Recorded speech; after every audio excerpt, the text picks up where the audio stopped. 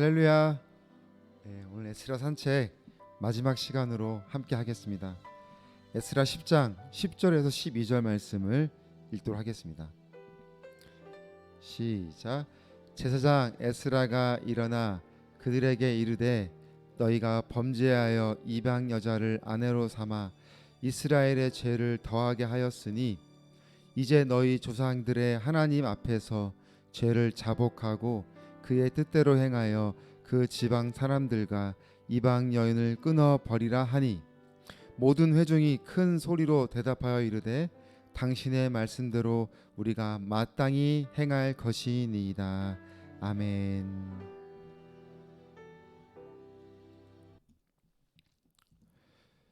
이스라엘 백성들은 자신들이 지은 죄를 회개하고 이 통혼의 문제를 해결하겠다고 맹세를 합니다.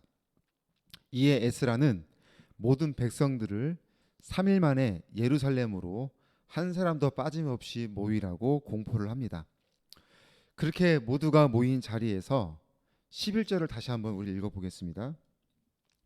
시작.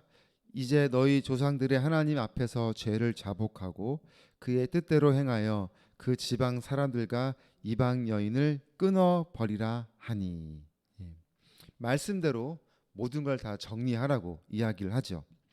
그런데 이 11절 끝에 끊어 버리라라고 하지 않습니까? 이 끊어 버리다라는 이 언어의 의미에는 나누다, 분리하다, 구별하다의 뜻이 있습니다.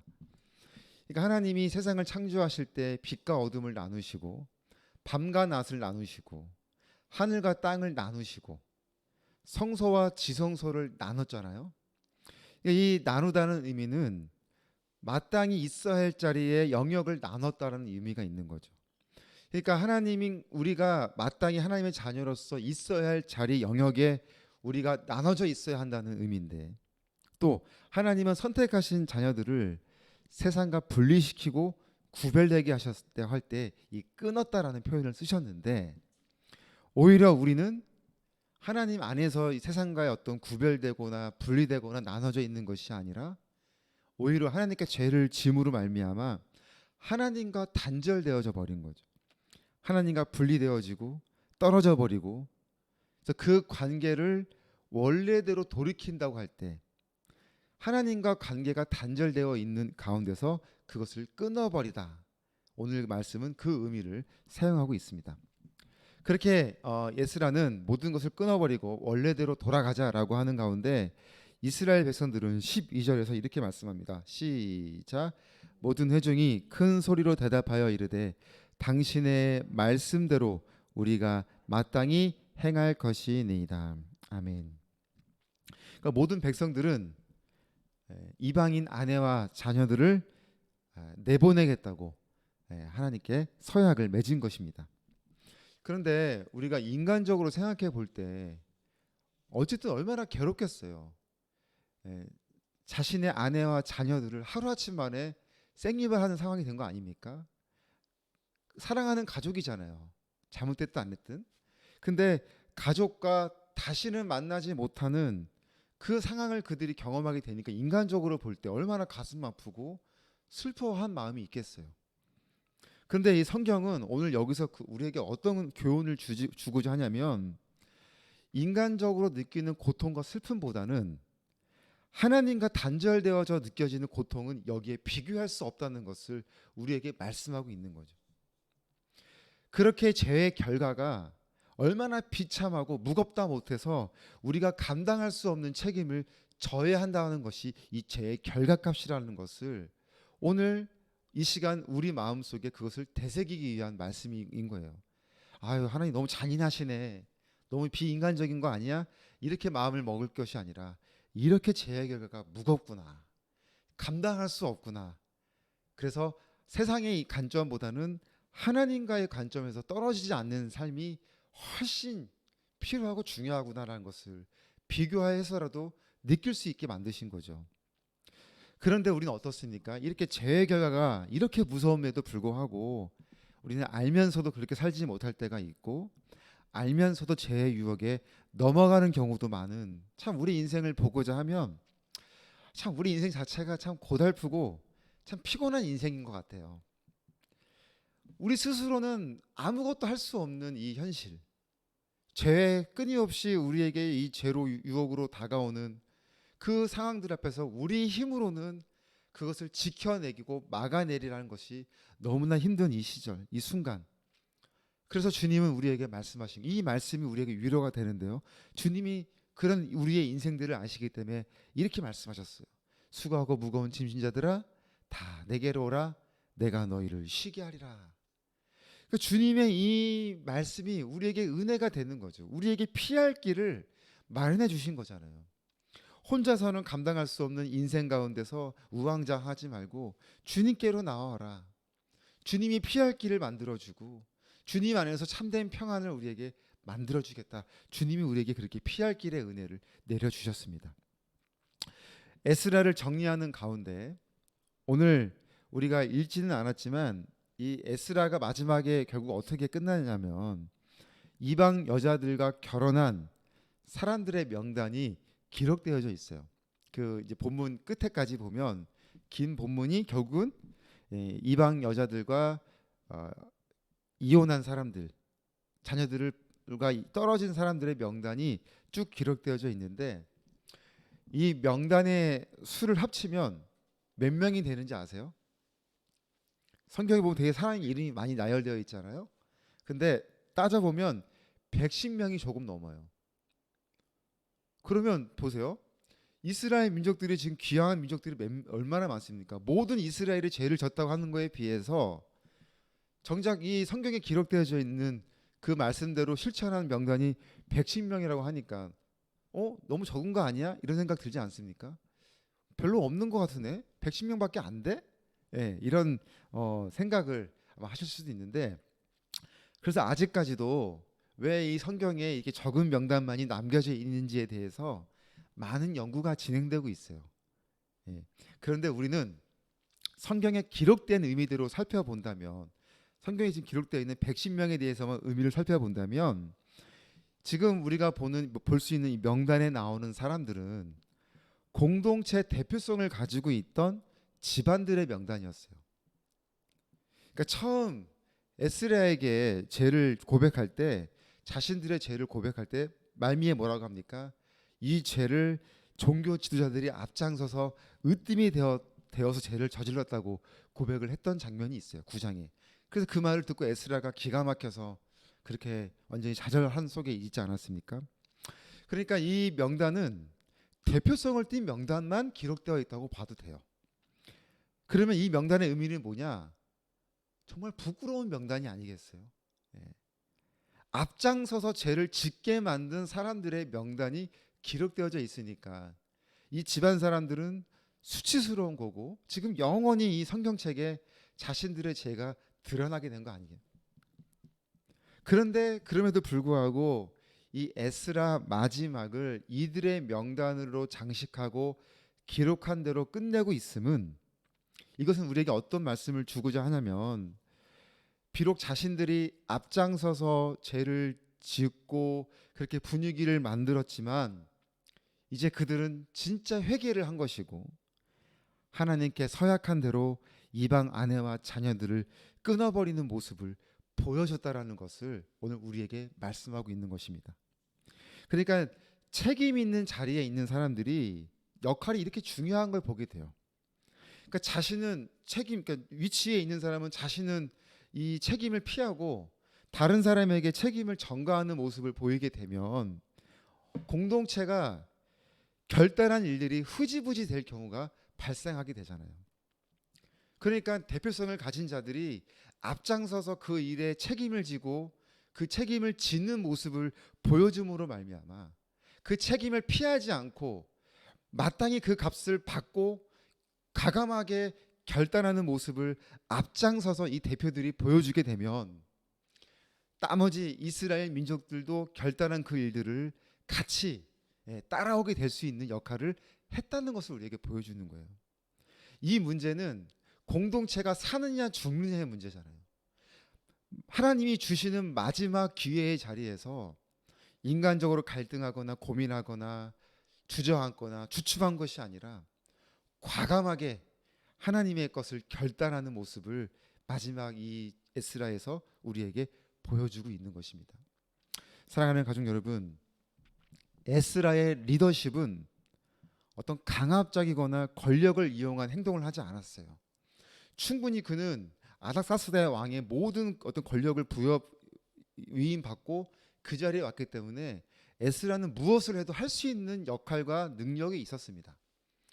그런데 에스라는 그렇게 하지 않고 말씀을 가르치고 가르친 대로 본인이 먼저 솔선수범하는 사람이었어요. 그래서 사람들이 자신으로 하여금 깨닫고 결단하기까지 충분히 기다려주는 인내심의 리더십이었습니다. 그렇게 공동체가 자발적으로 행동할 수 있도록 하는 리더십이 바로 에스라의 리더십이었습니다. 또 한 가지는 이제 에스라를 마무리하면서 우리가 정말 생각해 볼 것은 이 에스라의 개혁적인 움직임에 함께하는 사람들이 있었다는 것을 우리 다시 한번 깨달아야 돼요. 에스라 혼자 한 것이 아니라 그 일에 동참하는 사람들이 많았다는 거예요. 에스라에게 힘을 모아주고 함께 기도하고 그 힘들고 어려운 결단에서 앞장서 주는 동역자들이 있었다는 것을 보여줍니다. 사랑하는 가족 여러분, 이제 이 긴 시간 우리가 참 이 에스라를 마감하면서 오늘 참 우리가 해야 할 일들이 여전히 많이 있다는 것을 참 깨닫게 됩니다.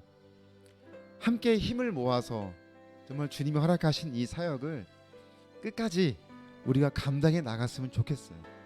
여러분들이 에스라와 같은 리더십의 지도자가 될 수도 있고요.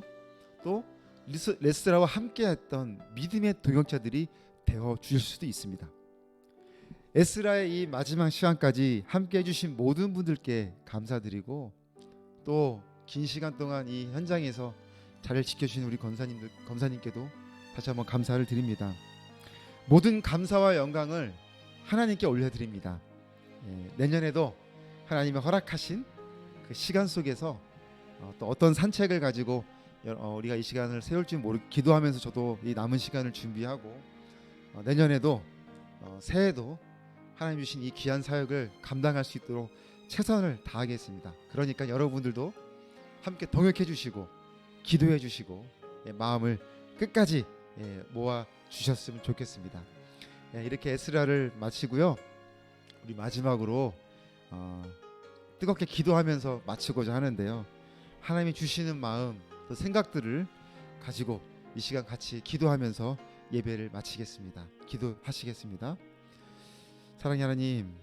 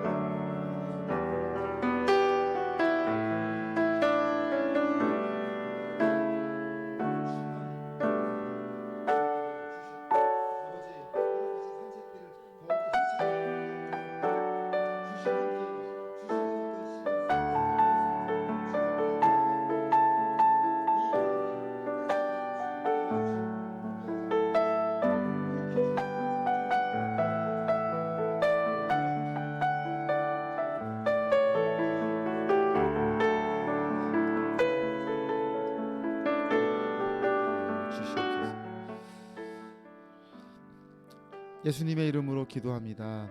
아멘. 사랑의 하나님, 감사합니다. 긴 시간을 주님과 함께 산책하며 걸어오게 하였으니 감사합니다. 걸음걸음마다 주님이 살아계심을 경험하였고, 걸음걸음마다 주님이 역사하셨음을 경험하였습니다.